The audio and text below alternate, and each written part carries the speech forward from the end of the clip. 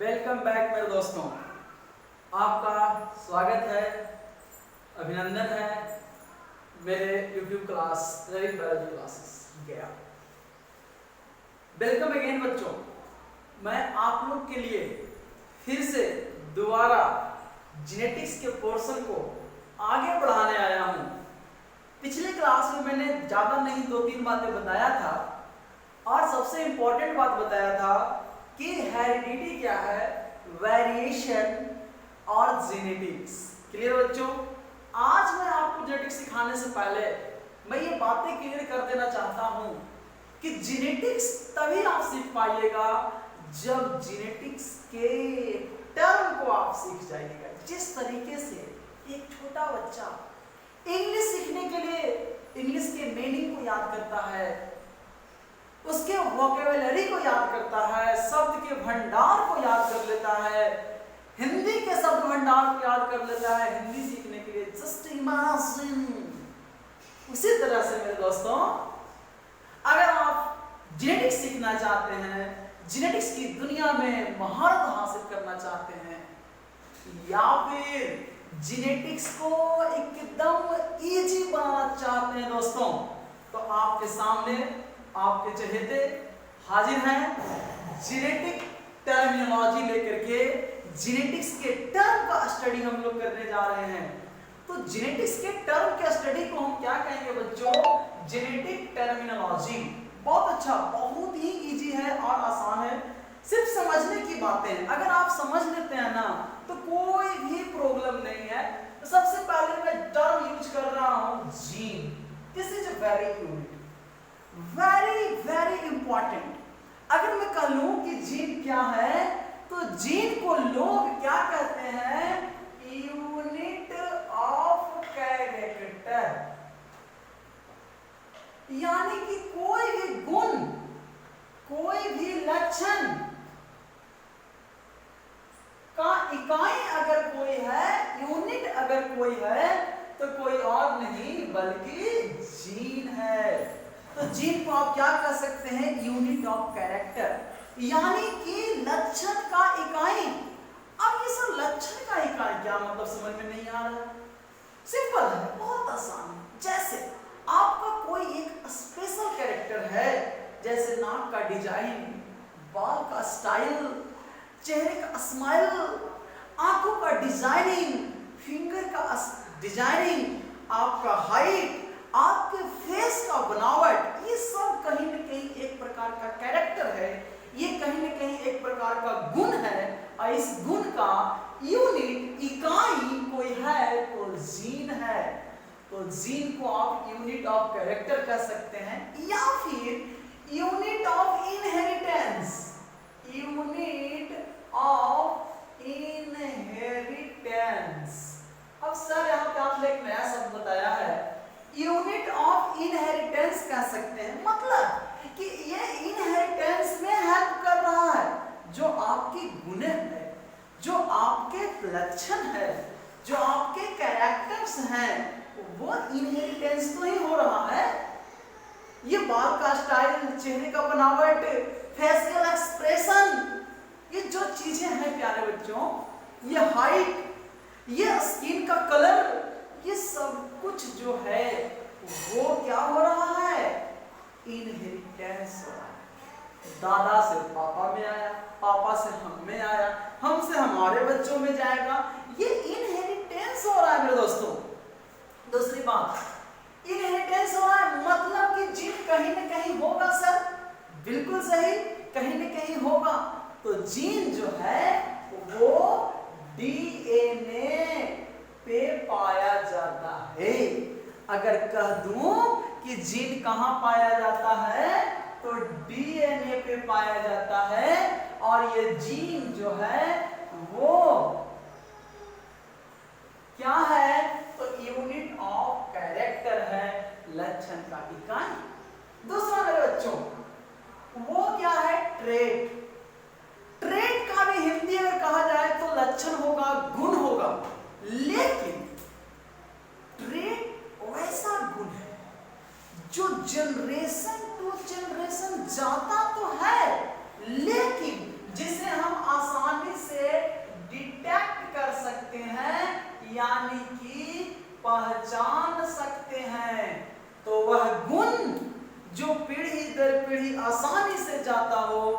जिसे हम डिटेक्ट कर सकते हैं, पहचान सकते हैं, उसे क्या कहेंगे? ट्रेट कहेंगे। एज एग्जाम्पल क्या है बच्चों? दो गाय हैं, एक देसी गाय है, एक जर्सी गाय है। दोनों गाय ही है, लेकिन दोनों गाय का अलग अलग ट्रेट है, अलग अलग नस्ल है। कहा जाए तो इस तरीके से प्यारे बच्चों, ट्रेट के बाद जो तीसरा पोर्शन है वो सबसे इंपॉर्टेंट आ रहा है, एलील या फिर एलीलोमॉर्फ। एलील बोलिए या एलीलोमॉर्फ। अब ये क्या होता है? तो बायोलॉजी में तो इसी को तो मैं समझना है। अगर इसको आप समझ लें तो जेनेटिक आधा खत्म। अब क्या है सर? एलील। तो जो अपोजिट कैरेक्टर है ना, अपोजिट कैरेक्टर, अगर मैं कहूं कि एलील का मतलब क्या है? अपोजिट कैरेक्टर, तो इसमें कोई शक नहीं है मेरे दोस्तों। क्यों? क्योंकि एक ही गुण को प्रकट करने के लिए दो वो जीन है। जैसे कैपिटल टी ये टॉल को प्रकट कर रहा है, स्मॉल टी ये ड्वार्फ को प्रकट कर रहा है। यानी किसी पौधे का लंबापन, तो लंबापन को प्रकट करने के लिए कैपिटल टी, और बौनापन को प्रकट करने के लिए, बौनापन को शो करने के लिए कौन है? Small T. तो ये दोनों जो है ना, एक ही गुण प्रकट कर रहा है, स्टेम लेंथ। ओके, तो स्टेम का लेंथ को ये बता रहा है, स्टेम के हाइट को ये बता रहा है कि लंबाई है तो कैसा? तो लंबा और नाटा। तो ये दोनों एक दूसरे के क्या है? अपोजिट हैं। ये एक दूसरे की क्या है? अपोजिट है। अपोजिट बोले तो ये आपस में क्या कहलाएंगे? एलील कहलाते हैं। तो कैपिटल टी स्मॉल टी और small t capital T small T, ये दोनों आपस में क्या कहलाएंगे? एलील कहलाएंगे प्यारे बच्चों। तो एलील को आप एलीलोमॉर्फ भी कह सकते हैं, इसमें कोई प्रॉब्लम नहीं। नेक्स्ट जो टॉपिक है वो है, पॉइंट है क्रॉस। अगर क्रॉस को मैं मेटिंग कह दूं तो कोई प्रॉब्लम नहीं। मेटिंग मतलब क्या सर? तो मेटिंग का मतलब होता है प्यारे बच्चों कि रिप्रोडक्शन। मेटिंग का मतलब फिजिकल कांटेक्ट, शारीरिक संबंध आप जिसे कह सकते हैं। यानी एक लंबा पौधा है, एक नाटा पौधा है। तो एक लंबा पौधा, एक नाटा पौधा है, तो दोनों के बीच में जब हमने फिजिकल कांटेक्ट कराया ना, फिजिकल रिलेशन बनवाया ना, तो उस रिलेशन को, उस मेटिंग को हम बायोलॉजिकल वर्ड में, जेनेटिक्स की दुनिया में क्या कहते हैं? क्रॉस कहते हैं प्यारे बच्चों। तो ये क्रॉस को आप मेटिंग कह सकते हैं, कोई प्रॉब्लम नहीं। जब दो इंडिविजुअल्स आपस में जुड़ जाते हैं, और जुड़ने का मतलब क्या? जुड़ने का मतलब मेटिंग के समय गैमेट का फ्यूजन होता है, गैमेट्स फ्यूजन, गैमेट फ्यूजन, यानी कि युग्मक, यानी कि स्पर्म सेल और एग सेल दोनों मिलता है बच्चों, तो उसको मेटिंग कहते हैं। उसे जेनेटिक्स की दुनिया में क्रॉस कहते हैं, क्रॉस। ओके, तो फिर इजी। नेक्स्ट मैं आगे बातें करता हूं। Gene locus. जीन लोकस क्या है? तो देखिए, कोई भी क्रोमोसोम जो है, ये मान के चलो कि क्रोमोसोम, ओके ना? इस क्रोमोसोम के अंदर, ये आपको अभी मैंने बताया थोड़ी देर पहले कि दोहरा धागा होता है जिसको आप लोग डीएनए कहते हैं, और इसी डीएनए पे कोई एक लोकेशन है ना? लोकेशन यानी कि क्षेत्र, यानी कि जगह। तो इस डीएनए के पर, इस क्रोमोसोम के अंदर, इस डीएनए पर जिस लोकेशन पर जीन होता है उसे जीन लोकस कहते हैं, या फिर इसे जीन लोकी कह सकते हैं। कोई प्रॉब्लम, कोई परेशानी नहीं होनी चाहिए। तो मैंने फिर से बता दूं आप लोगों को, जीन लोकस क्या है? तो क्रोमोसोम के डीएनए पर पाया जाने वाला वह क्षेत्र जहां जीन उपस्थित होता है उसे जीन लोकस कहते हैं मेरे दोस्तों। ओके, तो जीन लोकस आपने समझा, क्रॉसिंग समझा, एलील समझा, एलिलोमॉर्फ समझा।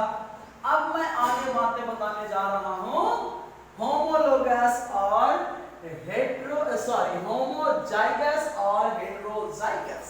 देखिए, अगर सेम एलील है, सेम एलील है, तो वो क्या होगा? होमोजाइगस।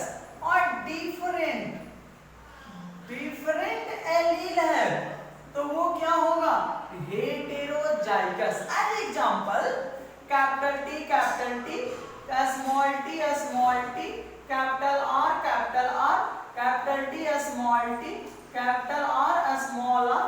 तो आप यहाँ पे देख पा रहे हैं कि इसमें सेम कैपिटल टी दोनों कैपिटल टी है, कैपिटल स्मॉल टी दोनों स्मॉल टी ही है, कैपिटल आर दोनों कैपिटल आर ही है। तो यहाँ पे आप देख रहे हैं कि सेम एलील है। अगर सेम एलील है मेरे दोस्तों तो उसे हम क्या कह लेंगे? होमोजाइगस।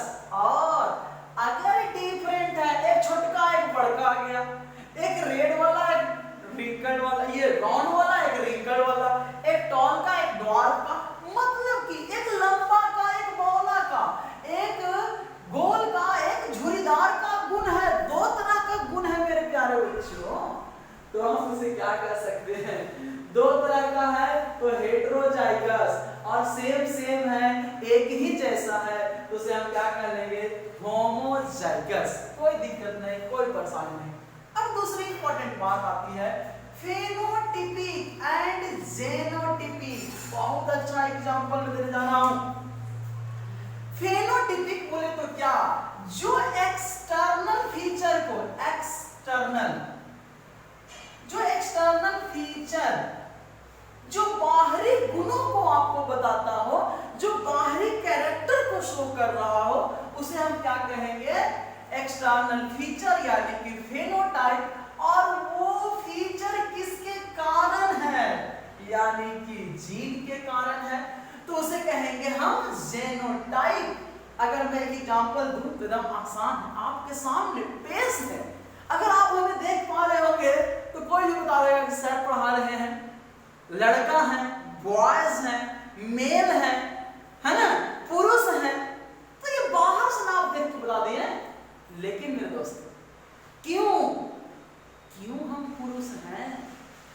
क्योंकि मेरे अंदर एक्स और वाई जीन है, एक्स और वाई क्रोमोसोम है। तो ये क्रोमोसोम जीन का ही रूपांतरित रूप है। तो यहाँ पे क्रोमोसोम जो है जीन का कारण ये बना, तो हमारा जेनोटाइप ये हो गया और फेनोटाइप क्या हो गया? बॉयज का हो गया, लड़का का हो गया। तो जो गुण बाहर से दिखाई देता हो उसको हम क्या कहेंगे? फेनोटाइप। और जो गुण का कारण हो, जिस जीन के कारण फेनोटाइप हो, उसे हम कहेंगे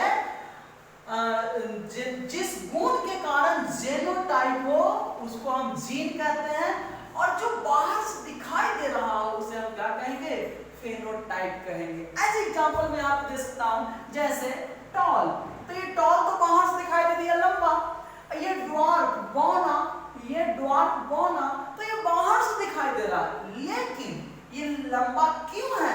तो इसका जेनोटाइप कैपिटल टी और यहाँ पे स्मॉल टी।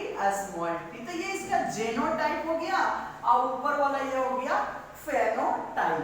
कोई प्रॉब्लम नहीं, यहाँ तक तो आप लोगों को कोई प्रॉब्लम नहीं होगा। अब हम आगे बढ़ने जा रहे हैं।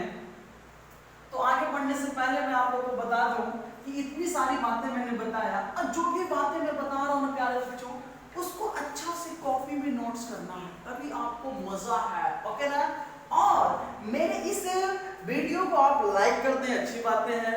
चैनल को आगे बढ़ा दें, सब्सक्राइबर बढ़ा दें, और भी बहुत बहुत अच्छी बात है, क्योंकि आप मेरे चाहने वालों में से हैं और मैं आपके चाहने वालों में से हूं। आगे मैं बढ़ता हूं, तो यह हाइब्रिड का पोर्शन है कि यह हाइब्रिड किसे कहेंगे दोस्तों? तो हाइब्रिड उसको कहते हैं, जैसे देखिए कोई भी जो है ना ऑफस्प्रिंग सेक्सुअल रिप्रोडक्शन से अगर पैदा हुआ हो, अगर सेक्सुअल रिप्रोडक्शन से अगर पैदा हुआ हो तो उसको हम क्या कहेंगे? हाइब्रिड। क्यों कहेंगे हाइब्रिड? क्योंकि सेक्सुअल रिप्रोडक्शन से जो संतान उत्पन्न होता है ना, उसमें दो तरह का गुण होता है। अगर डिफरेंट जेनेटिक मटेरियल, अगर डिफरेंट डीएनए अगर संतान में हो तो वो हाइब्रिड कहलाता है। मेरे अंदर मेरे पापा का डीएनए, मेरे मम्मी का डीएनए, मेरे अंदर दो तरह का डीएनए है। तो वैसे ऑर्गेनिज्म जिसमें डिफरेंट जेनेटिक मटेरियल्स एक्युमुलेट करता हो, संगठित होता हो, तो उस संतान को हम क्या कहेंगे? हाइब्रिड कहेंगे। और इस प्रक्रिया को प्यारे बच्चों तो उसे हाइब्रिडाइजेशन क्या कहेंगे बच्चों? हाइब्रिडाइजेशन। कौन सा स्टेशन में दोस्तों? तो हाइब्रिडाइजेशन। क्लियर? अब दूसरी बात है, प्योर लाइन की हम करने जा रहे हैं। तो प्योर लाइन क्या है मतलब सर? प्योर तो साफ साफ है, यहाँ पे लाइन अगर ज्यादा आप सेल्फ ब्रीडिंग या फिर सेल्फ क्रॉस ज्यादा अगर हो रहा हो तो प्योर लाइन सिलेक्शन होने की चांसेस बढ़ जाते हैं। एज एग्जांपल देते हैं मेरे दोस्तों, अगर लंबा पौधा है और लंबा से ही उसको क्रॉस करा रहे हैं, बार बार हम क्या करा रहे हैं? सेल्फ क्रॉस करा रहे हैं। अगर बार बार सेल्फ क्रॉस करा रहे हैं तो कौन सा लाइन सिलेक्शन होगा? प्योर लाइन सिलेक्शन होगा। एज एग्जांपल 10 बीज को बो दिए, तो 10 बीज को बो दिए तो उसमें से देखें कि 2 लंबा है, 8 नाटा वाला को काट के हटा दिए, लंबा वाला को चुन लिए, वो दोनों के आपस में सेटिंग करा दिए। फिर 10 बीज को बोए तो इस बार देखेंगे वाओ 6 को लंबा है, फिर 4 को नाटा हो गया, नाटा वाला काट को हटा दिए। क्लियर? फिर से 10 बीज को बोए आपस में सेल्फ क्रॉस करवा करके, इस बार देखें कि 9 को लंबा, एक नाटा फिर आ गया, ए लंबा वाला नाटा वाला हटा, लंबा वाला आ जा, फिर से लंबा वाला को सेलेक्ट कर लिए। अब फिर से 10 बीज को जब बोए ना हम सेल्फ क्रॉस करा के, तो देख रहे हैं रिजल्ट वाओ, इस बार 10 के 10 बीज लंबा हो गया। तो सेल्फ क्रॉस करा के हम क्या सिलेक्शन कर सकते हैं? प्योर लाइन सिलेक्शन कर सकते हैं। दूसरी पेरेंट जनरेशन या पी जनरेशन। अगर क्रॉस का शुरुआत, क्रॉस बोले तो मेटिंग, सेक्सुअल रिप्रोडक्शन जहां से स्टार्ट हो रहा है, जिसको आप पेरेंट मान रहे हैं, इनिशियल जहां से हम इनिशिएशन कर रहे हैं, शुरुआत कर रहे हैं ना, उस शुरुआती पेरेंट्स को हम पेरेंट्स जनरेशन या पी जनरेशन कह सकते हैं। अब पी जनरेशन हो गया तो उसके बाद उसका पहला पीढ़ी बनेगा। मान के चलते हैं मेरे दादा, तो मेरे दादा मेरे पापा का पेरेंट्स थे, तो दादा को मैं पेरेंट जनरेशन पी जनरेशन माना। उसके बाद मेरे पिताजी पैदा हुए तो उनको मैंने मान लिया का वो पहला पीढ़ी है F1 जनरेशन। उनके बाद मैं बना तो F2 जनरेशन, मेरे बाद मेरे बच्चे बने तो वो F3 जनरेशन, उसके बाद उसके बच्चे बने तो वो F4 जनरेशन। तो जहां से शुरुआती आप ले रहे हैं ना, वो क्या कहलाएगा? F1 जनरेशन, पी जनरेशन, और उसका पहला पीढ़ी F1 जनरेशन। F1 मतलब बोले तो फर्स्ट फिलियल जेनरेशन, ओके, और F2 बोले तो सेकंड फिलियल जेनरेशन, ओके। अब यह आसान हो गया। अब मैं दूसरी बात कहने जा रहा हूं, जीनोम। बहुत मजा आने वाला है। जीनोम, अगर जीनोम को मैं कहूं ना तो बहुत ही आसान है। ये जीनोम जो होता है हमेशा हैप्लोइड होता है, हमेशा हैप्लोइड। अब बोले हैप्लोइड मतलब सर तो बड़ा आसान है बचवा। हैप्लोइड हैप्लॉइड मतलब क्या? सेट ऑफ क्रोमोसोम, ओके ना, सेट ऑफ क्रोमोसोम, ओके। तो मेरे अंदर कितना सेट है? तो हम कहते हैं कि हमारा अंदर 2 सेट है, एक पापा का एन है, एक मम्मी का एन, और ये दोनों मिल गया तो हमारे अंदर 2n। तो मेरे अंदर एक पापा का जीनोम है, एक मम्मी का जीनोम। पापा का जीनोम स्पर्म के फॉर्म में आया और मम्मी का जीनोम एग के फॉर्म में आया। आई दोनों जब मिल रहा है तो न्यू ऑफस्प्रिंग बन रहा है। तो सेट ऑफ क्रोमोसोम, तो मेरे अंदर 2 सेट है, एक पापा का सेट है, एक मम्मी का सेट है। तो अगर कहा जाए कि जीनोम क्या है तो हैप्लॉइड है। हैप्लॉइड बोले तो सेट ऑफ क्रोमोसोम होता है। तो जितना उसके बॉडी में क्रोमोसोम है उसका आधा उसका जीनोम है। अगर मेरा 46 क्रोमोसोम है तो 23 मेरा जीनोम है। किसी का 22 क्रोमोसोम है तो उसका 11 जीनोम है। क्लियर? तो आधा उसका जीनोम होता है। अब दूसरी बात है जीन पूल। अब ये जीन पूल क्या होता है सर? बड़ा आसान है बच्चों।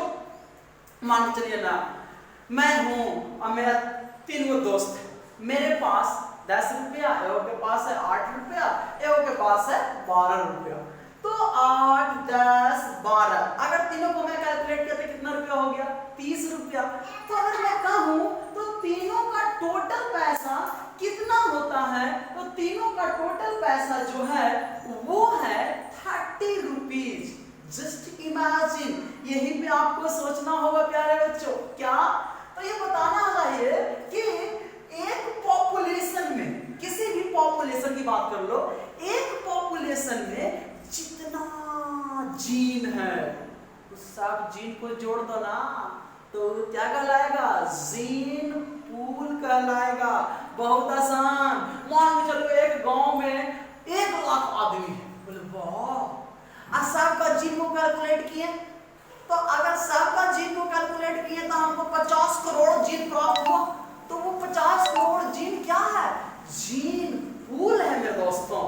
तो किसी भी पॉपुलेशन का total number of gene is called gene pool.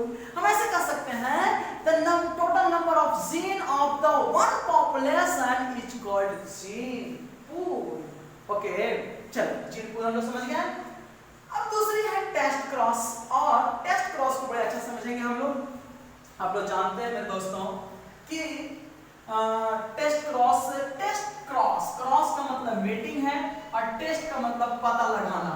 तो हम टेस्ट क्रॉस से ये बात का पता लगाते हैं, इस बात का हम क्लेरिफाई कर लेते हैं कि जो बच्चा है वो होमोजाइगस है कि हेटेरोजाइगस। देखो, इसका मतलब भी टॉल था और इसका मतलब भी टॉल। ये कैपिटल टी था तो भी बच्चा टॉल हुआ और कैपिटल टी या स्मॉल टी था तो भी बच्चा टॉल हुआ। तो दोनों में बच्चा तो टॉलन है, लेकिन टेस्ट क्रॉस इसलिए किया जाता है कि जो पेरेंट हैं, पेरेंट्स होमोजाइगस है कि हेटेरोजाइगस। तो पेरेंट के होमोजाइगस और हेटेरोजाइगस होने का पता लगाने के लिए हम क्या करते हैं मेरे बच्चों? टेस्ट क्रॉस करते हैं इसको। ओके ना? तो टेस्ट क्रॉस से बात हम लोग पता लगा लेते हैं। बीच बीच में मजा लेते रहिए और पढ़ते रहिए, क्योंकि ये लॉकडाउन है, लॉकडाउन में टेंशन नहीं लेना है। ये एक अपॉर्चुनिटी है। अगर ये आपदा है तो आपके लिए एक अपॉर्चुनिटी भी है मेरे दोस्तों, और इसका फायदा लीजिए। आगे 2-3 बातें और बताने जा रहा हूं, बहुत ही लाजवाब, एकदम झकास। फेनोकॉपी। फेनोकॉपी क्या होता है सर? तो non heritable modification in the special environment condition is known as phenocopy. अगर मैं कह लूं कि वे गुण जो पीढ़ी दर पीढ़ी नहीं जाता हो और अपने आप में मॉडिफाइड होता हो, रूपांतरित होता हो किसी विशेष परिस्थितियों के कारण, किसी विशेष इन्वायरमेंटल कंडीशन के कारण, तो उसे हम क्या कह देंगे? फेनोकॉपी कह देंगे। इसका सुपर डुपर एग्जांपल है कोविड-19, कोरोना काल। क्योंकि कोरोना काल में लोग ऑफलाइन से ऑनलाइन पे आ गए हैं।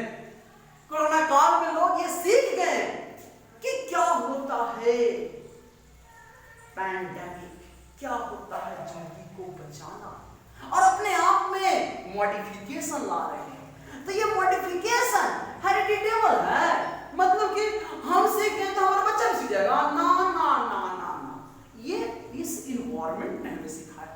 मेरे दादा परदादा के समय ऑनलाइन व्यवस्थाएं नहीं थी, लेकिन हमारे टाइम में है, तो वो इनहेरिटेबल थोड़ी होगा, नहीं ना।